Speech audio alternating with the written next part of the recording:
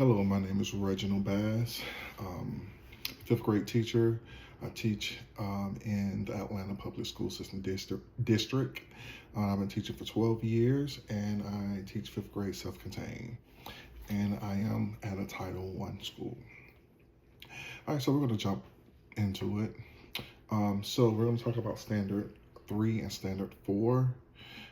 So Standard 3, my takeaway for Standard 3 is Standard 3 emphasize that effective teacher leaders must thoroughly understand the curriculum structure, sequencing, and the standards across grade levels to ensure coherent and rigorous instructions and assessments. So it's very important that a teacher leader understands how the curriculum, if the curriculum is effective or not, what is missing, so they're able to model and let the other teachers know. For me, I've taught third, fourth, and fifth, third grade math, fourth grade math, fifth grade math.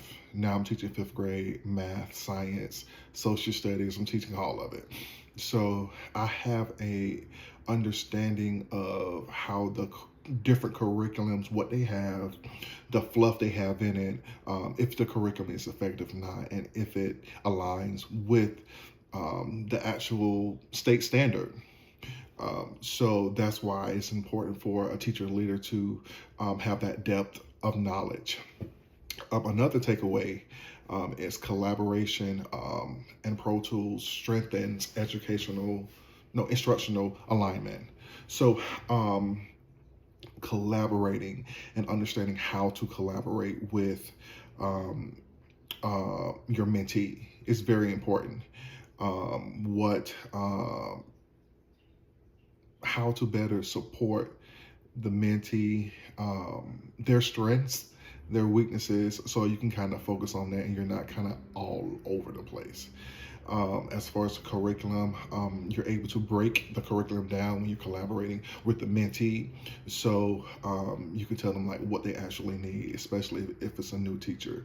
Looking at the standard, looking at the curriculum, figure out what is needed, what is not needed, and setting high expectations for your mentee and for the students.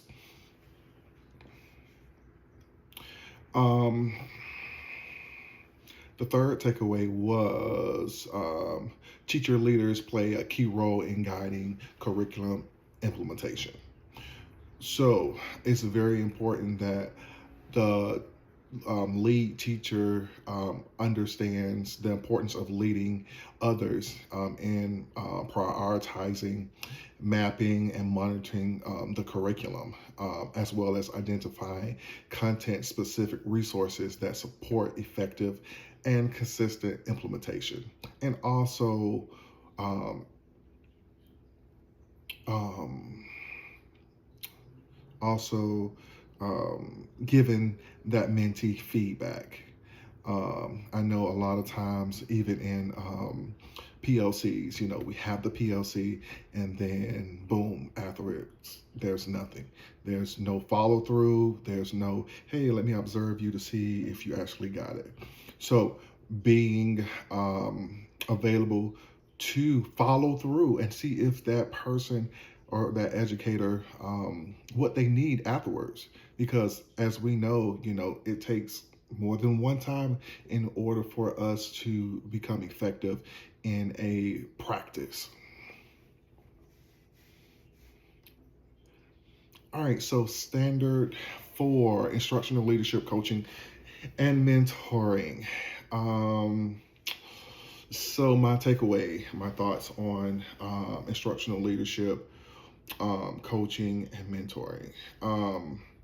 I'll start with coaching and mentoring. Coaching, mentoring is very important. Coaching is too, but I feel like they all work hand in hand. Mentoring, it doesn't matter if you've been teaching 1 year or 20 years. I feel like it's good to have a mentor and a coach to help guide you, because standards are changing, curriculums are changing, things are changing. So with that being said, that good sounding board to let you know that, hey, maybe you want to look at this. Hey, look at that. Maybe you want to do more of this and more of that. So, modeling best practice builds instructional credibility. Um, Teacher leaders must demonstrate that they're effective in instructional strategies grounded in research, showing teachers what effective pedagogies looks like. So with that being said, that's important because you have to model. It's very important to model. I know a lot of times during PLCs and meetings, they say, hey, we need you to do this, that, and this, and that, and this, and that. And it's like, okay, what does that look like? So being able to model these strategies is very important. So if you can model it effectively, demonstrating best practices, establish trust, and shows how the research-based instruction looks like in real time, in a real classroom. My next takeaway, coaching supports meaningful teacher growth. Coaching, it's just like basketball. A basketball coach helps develop that player, and a coach in the educational world helps develop the teacher. This standard help guides the teacher in lesson designs, higher order questioning, thoughtful discourse to improve student engagement, their learning outcome, and just student achievement. So this matters because coaching provides personalized, job embedded support that teachers refine their instructional practice. So now it's meaningful learning experience for them and great outcome for the students. Technology integration enhances teaching and learning. So it's important that a teacher leader understand that, hey, everything we do now is dealing with technology. It's not just opening up a book and talking to students or teaching students from a book. Computers, we have big screens in our rooms. Even in PLCs, we're using technology, and technology is important. Effective teacher leaders not only need to be able to model strategies, but also support teachers in integrating technology purposefully to strengthen instruction and to monitor student learning. So this is important because kids are now, everything they deal with is dealing with technology. So technology, purposeful technology it helps increase student engagement. It provides teachers with tools to monitor learning and adjust instructions more effectively. For instance, I'm a math teacher. Well, I teach all the subjects, but as far as math, in small groups, I do the teacher led, and then we have Savvis, which is on online resource. We have Zern, which is an online resource. We have 99 Math, which is an online resource. We have, it's a couple of more technology resources that we can use in order to bridge that gap that students have.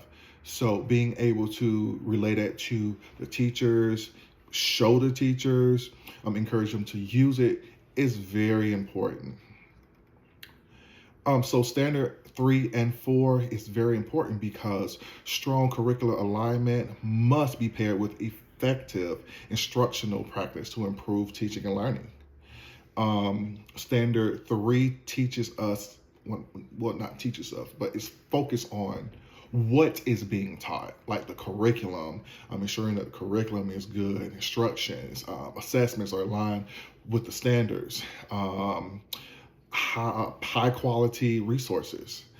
So without this foundation, instructions can be inconsistent and disconnect from the learning goal. Standard 4 teaches us, or focus on how teaching happens, what it looks like, modeling best practices, coaching teachers, supporting effective PEDGO, student engagement, technology integration.